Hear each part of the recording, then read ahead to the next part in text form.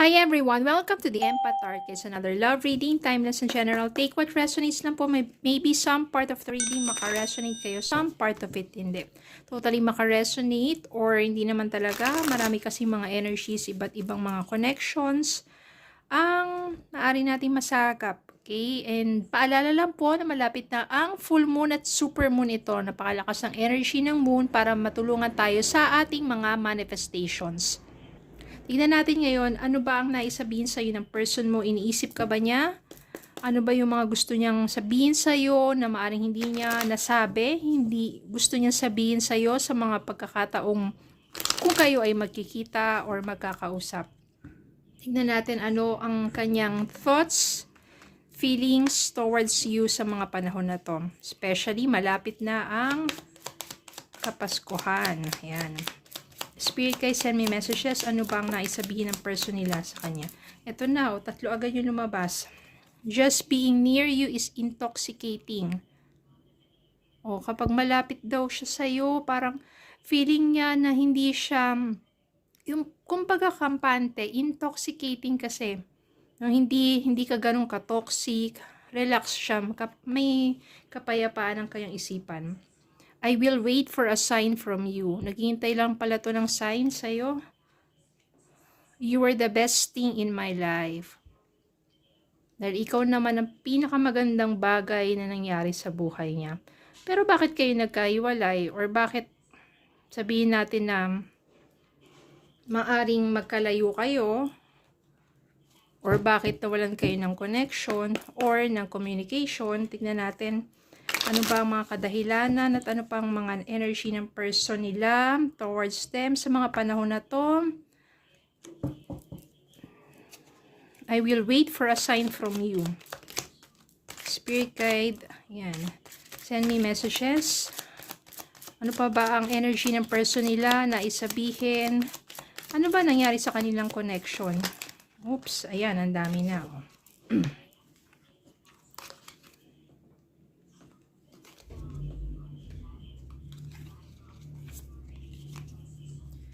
Hangman.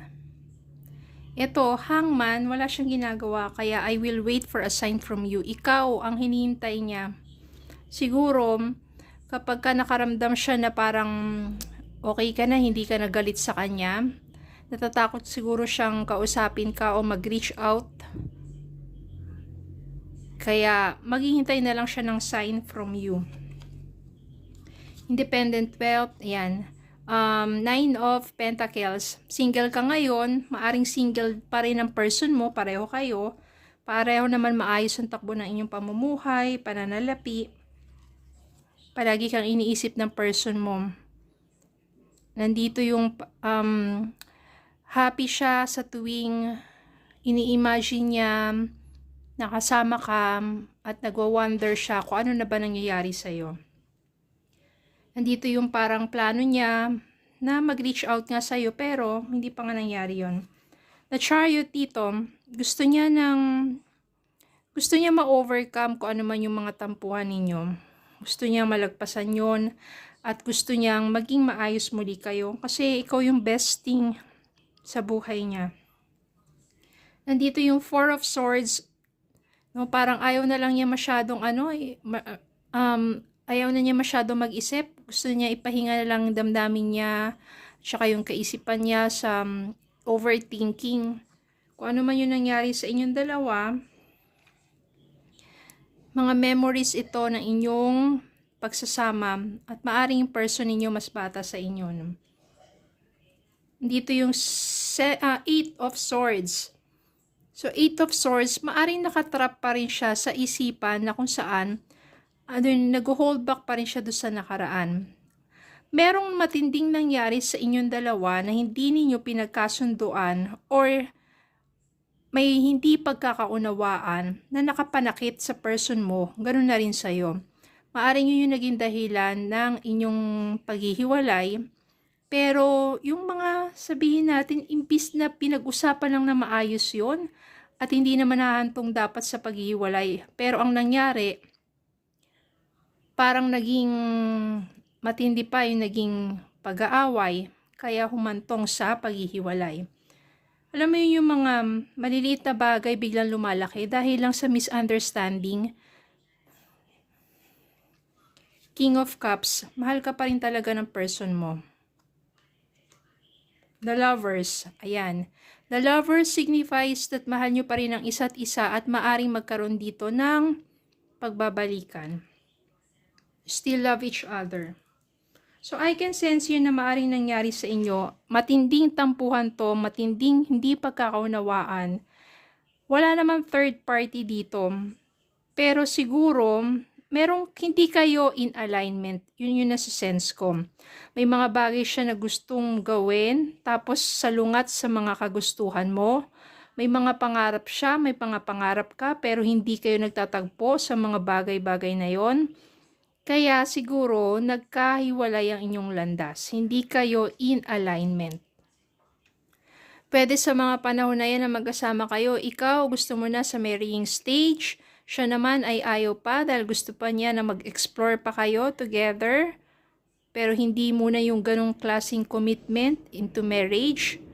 Yung may mga ganong bagay yun yung mga klase ng mga hindi pagkakaunawaan at hindi kayo in alignment. Kaya nagkakasalungat ang inyong mga kaisipan at naapektuhan ang inyong damdamin. Maaring ganun ang nangyari sa inyong dalawa, pero wala namang third party dito. Naghihintay lang siya ng sign na siguro kapag ka nagkaroon ng pagkakataon na mag-meet kayo o magkausap kayo, magkakaroon dito ng heart-to-heart talk. At hindi maglalaon. Eto na, The Lovers. Babalik ang romance. Nandito yung perfect union. Ibig sabihin, maaring pareho na kayo nag-mature.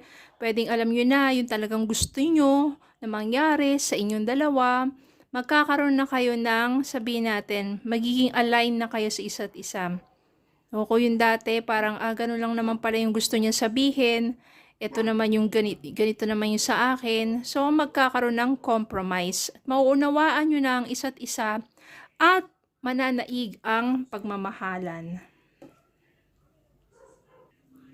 Tingnan natin ang mga mensahe pa para sa inyo.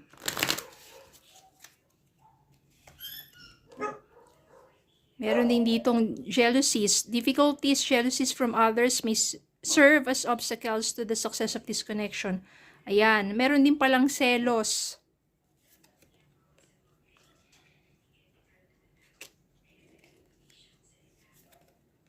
Distance, the separation you are experiencing is necessary to help the relationship grow. So, minsan yung pagkakalayo, nakakatulong pa yan para mas mag-grow kayong dalawa. Dahil sa inyong muling pagkikita, maaring na-realize nyo na yung mga pagkukulang sa isa't isa. And, yes, this person is your soulmate, your connection is sacred. Di rin magtatagal. If you have a chance to have a heart-to-heart talk, tanggalin na yung mga pride, yung mga ego na yan. Pakinggan ninyo ang isa't isa na matiwasay para sa isang maayos na pagbabalikan para maging in alignment na kayo sa isa't isa sa mga nais ninyo mangyari sa inyong relasyon at di magtatagal, perfect union because you are soulmate. Okay? Magtiwala lang, trust the process. Especially kung pareho naman kayong available pa, pareho kayong single, at parehong mahal nyo pa rin naman ang isa't isa. Continue to believe that love, babalik yan. Yung love na yan ang mananaig. Okay, so yun lang po. Maraming salamat po for watching. Please don't forget to like, share, comment, subscribe on my Facebook and YouTube. Have a good day po and God bless.